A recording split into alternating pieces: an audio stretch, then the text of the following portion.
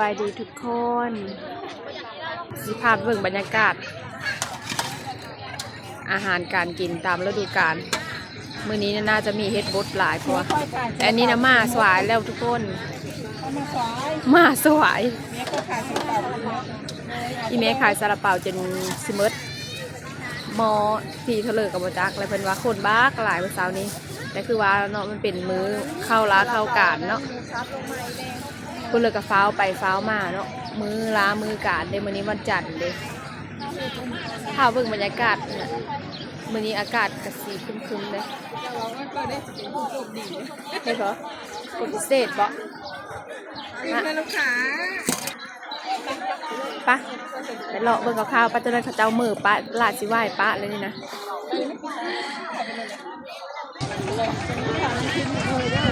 เอาไว้เซล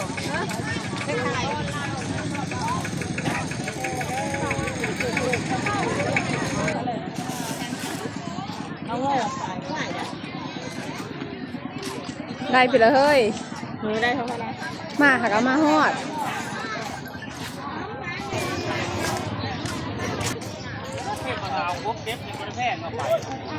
ถ้าเบิ่งด้วยความจะพูดคำตอบจะมากกว่าทองประจำอีก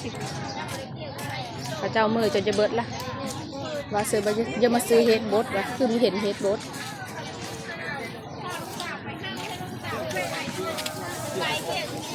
ได้ซื้อไหมนาง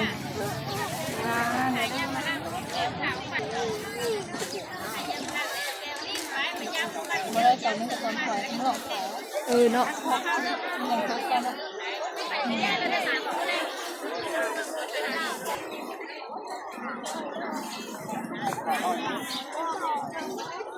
ถามประเภทนี้ได้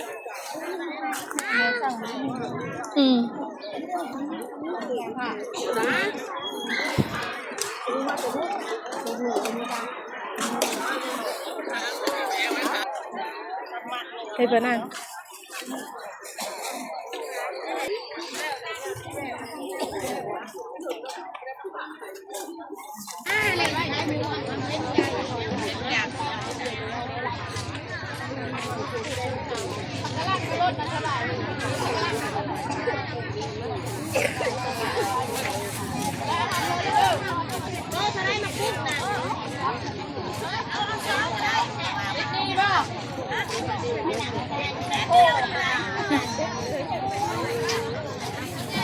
ได้เพื่อเละได้เพื่อเลย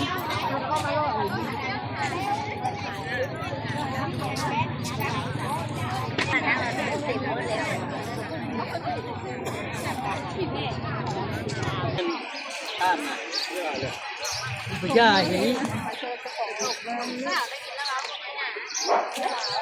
ไม่ใช่ส่งเท่าไหร่วะให้กดนะตอนสายถ้าเบิ่งตอนสายบางทีเขาก็ไม่เ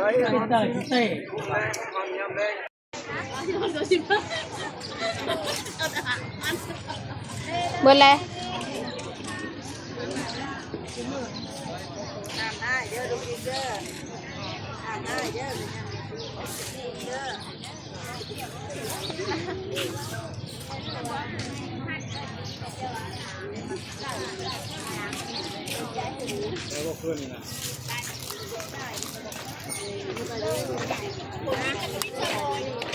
เลยสนใจก็สั่งได้เลยทุกคนเลยแม่ค้าพร้อมส่งเลยน้ำหวานมาโกยมันน่าจะเศร้ากับคนละมันลายไปขายแล้วดูเลยทะเลอยู่น้ำต้อง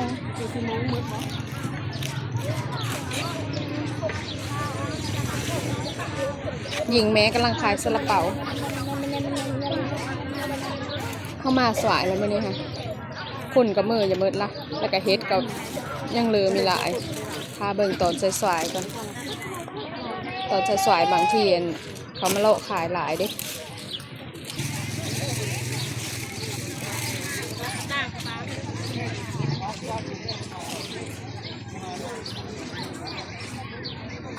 มีครบเบิดย่างปูปลาหน้าน้ำเฮ็ดหอนพึ่งปลาคงดงเด้เสียทีว่าเขามาสาย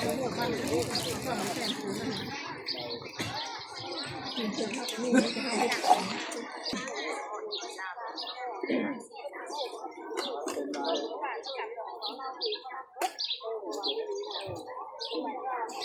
ฝนตกแล้วจ้าฝนตกแล้วนั่งอากูดมัดเธอเลยนะ คือมันจะลงไปเลย3 มัด คนงามสบายดีเด้อ ดีจ้า ได้ขายดีบ่วันนี้นะ งานเขาไปซื้อกล้องได้ขายดีว่ามึงพอได้ขายอยู่ขอบใจ โดย นุ๊กรู้เขาหรอทำนี้เนปาโดยของจากอันซีพัน ทั่ว ผลกันบ้องใช่4 โมงเอาบ้อง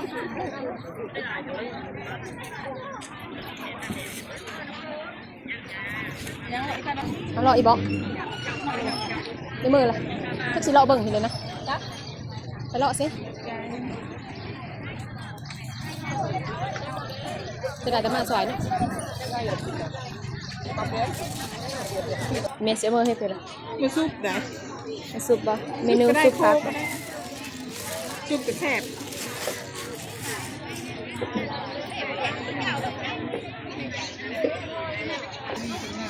เอ็กซ์ไข่มากไข่ได้ไข่มาก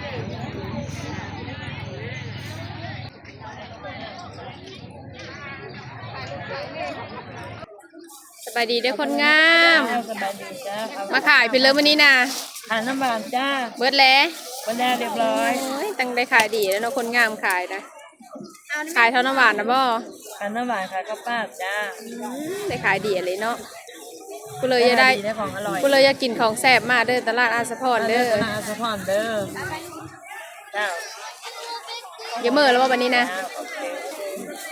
ที่เมื่อแล้วซื้อของกินให้ลูกเออ รู้มันแซ่บเด้อแม่ค้าลูกค้าจะลงหิวเด้อพอมันหมูปั้นนะหมูปั้นมือแซ่บเนาะมือถ้าก้อนงามๆนี่นะหมูโครงหน้า เราไปเรามาก็มาอุดหนุนกันเอง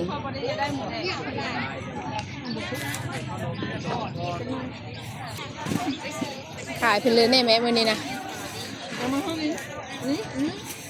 อันนี้เขาเอ้ยมาพี่มา มีน้ำหวานโกยกับมกปลาแดกเคืองกับมาโทดินติ๊บข้าวนะซื้อเอาติ๊บข้าวนะ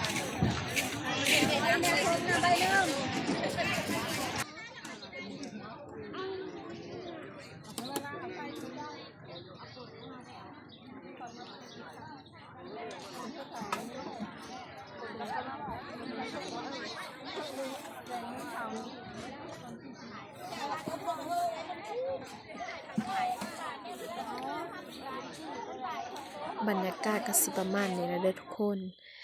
สำหรับมื้อนี้สาวเล่งก็ขอตัวกลับก่อนเด้อทุกคนเพราะว่าอันมันสวยแล้วทุกคนพอกันใหม่อันคลิปหน้าเด้อทุกคนเด้อฝากเป็นกำลังใจให้สาวเล่งเด้อทุกคนเด้อสำหรับมื้อนี้ไปก่อนเด้อทุกคนบ๊ายบาย